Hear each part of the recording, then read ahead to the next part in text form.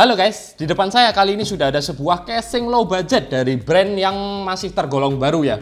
Ini adalah brand asal Taiwan, namanya Gamdias. Sedangkan untuk seri casingnya ini sendiri adalah Aura GC8 ARGB. Jadi dia ada embel-embelnya ARGB ya, pasti ada lampu-lampuannya gitulah. Dan kelebihan dari casing ini adalah walaupun ukurannya compact dan desainnya minimalis, casing ini support motherboard full ATX.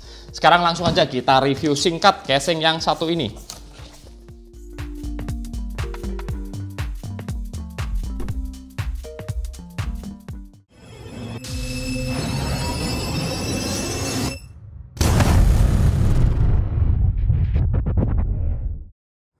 Secara penampilan casing ini cukup minimalis, kalian bisa lihat di bagian samping ini dia pakai side cover tempered glass yang nggak full sampai ke bawah, karena di bawah ini ada power supply cover yang menutup full tanpa lubang sama sekali.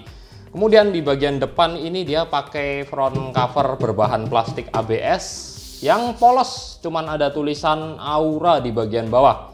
Dan kalau nggak salah nih di gambarnya dia ada semacam LED striping ya, nanti akan kita coba sekalian.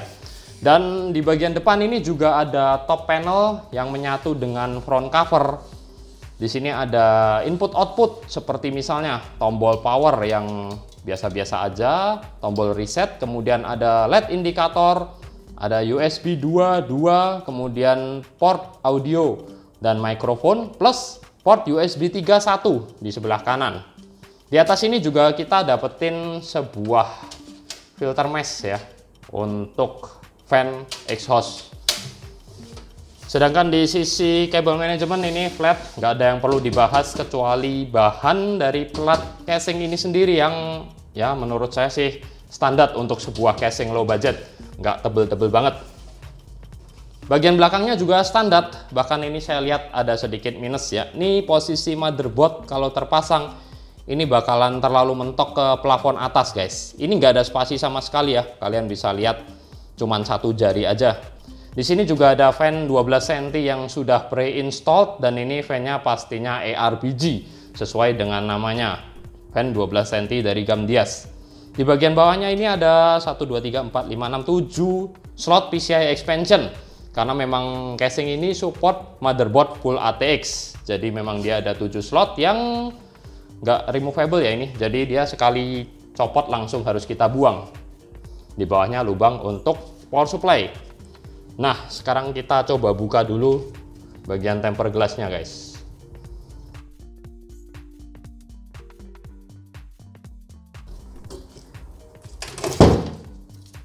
Jatuh guys. Wah, untung di sini empuk ya. Jadi kita dapetin sebuah side cover tempered glass yang tebalnya standar dengan list warna hitam di sekitarnya. Kemudian ada satu detail yang saya suka nih di casing ini, yakni untuk bautnya dia berbahan metal dengan ada lapisan karet dampernya ya. Jadi untuk menahan guncangan atau getaran, nggak langsung beradu antara tempered glass dengan frame casing. Karena bahkan di casingnya ini, di framenya ada karetnya juga, jadi dia double karet. Nah, bagian dalamnya bisa kalian lihat sesuai spek. Dia support motherboard full ATX dan nanti akan saya tampilkan saat posisi motherboard full ATX terpasang di casing ini. Kalau bayangan saya sih dia bakalan agak mentok ke depan ya. Dan untuk lubang jalur kabel manajemen pun udah tersedia. Di bagian atas ini lagi-lagi yang sangat kurang menurut saya karena jaraknya sangat tipis dengan plafon sehingga lubang untuk kabel CPU EPS pun cuman ada kecil di bagian belakang. Dan yang di bagian sebelah atau sisi samping motherboard ini ada banyak, ada 6. Dan di bagian bawah lubang untuk kabel manajemen ada 2 standar. Plus di atas cover power supply ini ada dudukan untuk fan 12 cm x 2 yang kita harus pakai baut panjang. Plus di sini juga ada tulisannya SSD guys. Berarti ini bisa buat dudukan atau slot untuk storage 2,5 inci juga ya.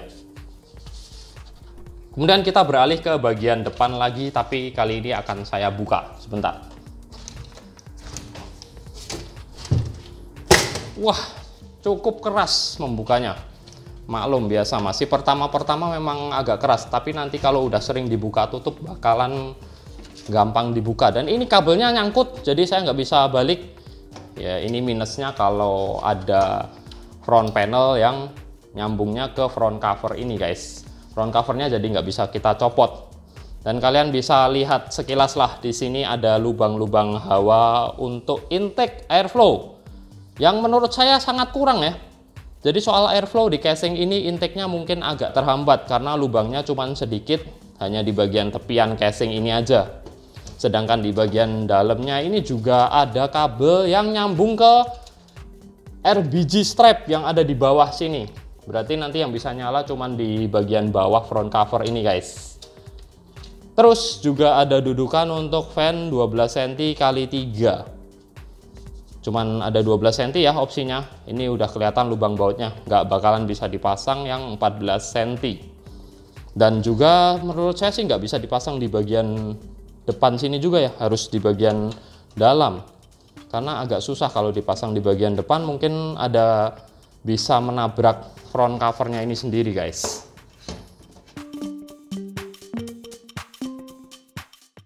Nah, untuk area kabel manajemen ini juga menurut saya nggak terlalu lebar ya ini. Cukup sempit, kalian bisa lihat dari sisi samping begini. Kalau ini bahkan nggak ada 1 cm di area sini. Mungkin untuk beberapa kabel yang nggak flat, agak sedikit memaksa ya untuk menutup cover samping ini.